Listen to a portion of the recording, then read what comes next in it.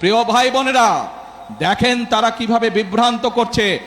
নির্বাচনের সময় আমি আপনাদের বলেছিলাম যে কিভাবে তারা বিভ্রান্ত করছে। এই গুপ্ত বিভ্রান্তকারীরা আবারও এখন এই বিভ্রান্তের কাজ শুরু করেছে। তারা দুদিন আগের ঘটনা, এই গতকালকের ঘটনা, ময়মনসিংহের ওইদিকে একটি জেলায় একটি ব্যক্তিগত তুচ্ছ ঘটনা ঘটেছে। এক ছেলে এক মেয়ের সাথে প্রেম করত, তারা বিয়ে শাদী করেছে, তাদের পরিবারের সমস্যা দেখেছেন আপনারা, ফেসবুকে দেখেছেন না?